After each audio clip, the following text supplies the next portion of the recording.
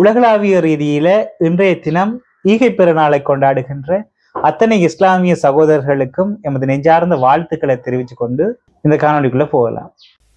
මේ අප්‍රේල් මාසේ 21 වෙනිදාට නැවත පාස්කු පහරේ දිනය සිහිපත් වෙනවා. අපි බොහෝ දුරට අපේ අපරාධ පරිශීලන දෙපාර්තමේන්තුව සාදරමින් තිබෙනවා. අප්‍රේල් මාසේ 21 වෙනිදාට පෙර ඒට වගකීතු සැලකිතු කණ්ඩායමක් නිදරව් කරනවා. කරන්න ඕනේ නැද්ද? කරන්න ඕනේ. මේ වන විටත් ඔබතුමාලා දන්නවා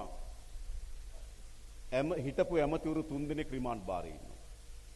இலங்கையின் அரசியல் பரப்புல இந்த ஏப்ரல் குண்டு தாக்குதல் என்றது மிக மிக முக்கியமான ஒரு புள்ளியாகத்தான் காணப்படுகின்றது. ஏனென்று சொன்னா இந்த ஏப்ரல் குண்டு தாக்குதலை மையப்படுத்தியே இலங்கையில மிகப்பெரிய ஆட்சி மாற்றம் நடந்தது. அதுக்கு பிறகு அந்த ஆட்சி மாற்றம் நடந்து அந்த ஆட்சியாளர்கள் மக்களால் துரத்தி அடிக்கப்பட்டு இப்போது அனுரகுமார திசாநாயக்க தலைமையினால புதிய அரசாங்கத்தை அமைச்சிருக்கிறாங்க. இப்படி இருக்கும்போது கடந்த 5 வருடங்களாக இந்த ஏப்ரல் குண்டு தாக்குதலினுடைய சூத்திரதாரி யார் அப்படி என்ற ஒரு கேள்வி எல்லோர் மத்தியிலும் நிலவி கொண்டிருந்தது. பல தரப்பினரும் அரசாங்கங்களுக்கு பல அழுத்தங்களை கொடுத்திருந்தாங்க. இந்த ஏப்ரல் குண்டு தாக்குதலுடன் தொடர்புடைய சூத்திரதாரிகளை கண்டறிந்து அவர்களை நீதிமன்றத்துக்கு முன்னுக்கு நிப்பாட்டணும் அப்படின்னு சொல்லி அதன் அடிப்படையில பல விசாரணைகள் மேற்கொள்ளப்பட்டது. முன்னாள் ஜனாதிபதியான மைத்ரிபால சிறிசேன அவர்கள் கூட நீதிமன்றத்தில் ஆஜராகி அவருக்குரிய பணம், அதாவது தண்ட பணமும் கட்டப்பட்டிருந்தது. இப்படி இருக்கின்ற போதும் யார் இந்த ஏப்ரல் குண்டு தாக்குதலுடன் தொடர்புடைய சூத்திரதாரி அப்படி என்றது இன்றைக்கு வரைக்கும் ஒரு விடை காண முடியாத ஒரு வினாவாகத்தான் காணப்படுகின்றது. இந்த ஏப்ரல் குண்டு தாக்குதலை மையப்படுத்தியே இலங்கையில பல ஆட்சி மாற்றங்கள் நடந்துட்டு ஒவ்வொரு தேர்தல் காலப்பகுதியிலையும் இந்த ஏப்ரல் குண்டு தாக்குதல் அப்படி என்றது ஒவ்வொருவர்களுடைய தேர்தல் பிரச்சாரமாக அமைவதும் அதை வச்சு அரசியல் செய்கிற ஒரு போக்கையும் பார்க்கக்கூடியதாக இருக்குது.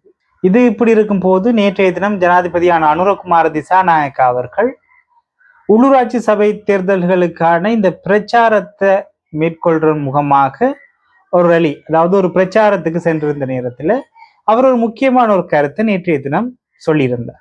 அது என்னன்னு சொன்னா, இந்த ஏப்ரல் குண்டு தாக்குதலுடன் தொடர்புடைய சூத்திரதாரிகள் எதிர்வருகின்ற 21ஆம் தேதிக்கு முன்னர் மக்கமயப்படுத்தப்படுவார்கள், அதாவது வெளியுலகத்துக்கு கொண்டு வரப்படுவார்களா, இவர்கள் தான் இந்த ஏப்ரல் குண்டு தாக்குதலுடன் தொடர்புடையவர்கள் அப்படின்னு சொல்லி தாங்கள் ரிவீல் பண்றதாக சொல்லியிருந்தார்.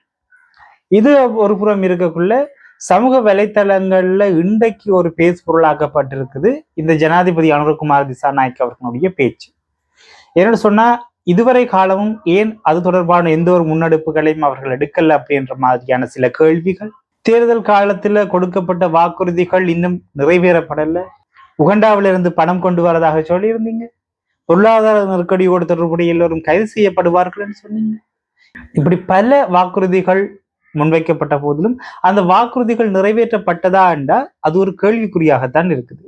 இது இப்படி இருக்கும் போது ஜனாதிபதி அவர்கள் தங்களுடைய உள்ளூராட்சி சபை தேர்தலுக்காக இந்த ஏப்ரல் குண்டு தாக்குதலையும் ஒரு பகடையாக பாவிக்கின்றார்களா அப்படின்ற மாதிரியான பல கேள்விகள் பொதிந்த பல பதிவுகளை சமூக வலைத்தளங்கள்ல பார்க்கக்கூடியதாக இருந்தது. இது ஒரு புறம் இருக்க, இன்னும் ஒரு சம்பவம் கொழும்பு பிரதேசத்துல இஸ்ரேலுக்கு எதிராக அல்லது பலஸ்தீனுக்கு ஆதரவாக ஒரு ஸ்டிக்கரை ஒட்டிய ருஸ்தி என்கின்ற இளைஞர் பயங்கரவாத தடை சட்டத்தின் கீழே கைது செய்யப்பட்டிருக்கிறார். எங்களுக்கு தெரியும், பயங்கரவாத தடை சட்டத்தை நீக்குவதாகத்தான் இந்த அரசாங்கம் தங்களுடைய ஆட்சிக்கு வந்தார்கள். அப்படி இருக்கின்ற போது அவர்களினுடைய ஆட்சி காலத்திலும் இந்த பயங்கரவாத தடை சட்டம் என்பது சிறுபான்மையினரை மையப்படுத்தி கைதுகள் இடம்பெறுறது தொடர்ந்த வண்ணம் தான் இருக்குது.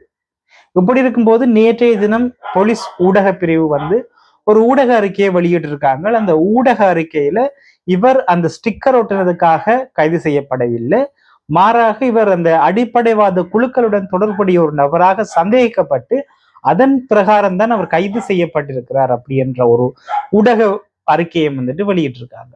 இதை தொடர்ந்து சமூக வலைத்தள பயனாளர்கள் சும்மா இருப்பாங்களா? இவ்வளவு காலமும் அரசாங்கம் என்றதை தாண்டி போலீசாருக்கு இவர் அடிப்படைவாத குழுக்களோடு தொடர்புடையவர் அப்படின்றத அவங்க ஊகிக்கவில்லையா? ஒரு ஸ்டிக்கர் ஒட்டியதற்கு பிறகுதான் அவர் ஒரு அடிப்படைவாத குழு அல்லது அடிப்படைவாத விடயங்கள்ல ஈடுபடுற ஒரு ஆளா தெரியுதா அப்படின்ற பல கேள்விகளை சமூக வலைத்தளங்கள்ல பார்க்கக்கூடியதாக இருக்குது.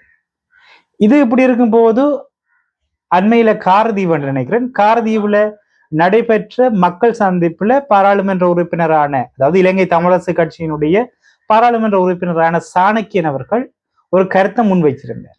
அது என்னன்னு சொன்னா, இந்த கிழக்கு தமிழர் கூட்டமைப்பு உங்களுக்கு தெரியும், முன்னாள் ராஜாங்க அமைச்சர்களான சதாசிவம் வியாழேந்திரன், சிவனேசத்துறை சந்திரகாந்தன், அதே போல விநாயகமூர்த்தி முரளிதரன் சொல்லி 3 பேரும் சேர்ந்து ஒரு கூட்டமைப்பை உருவாக்கியிருந்தார்கள். அந்த கூட்டமைப்பினுடைய பெயர் கிழக்கு தமிழர் கூட்டமைப்பு.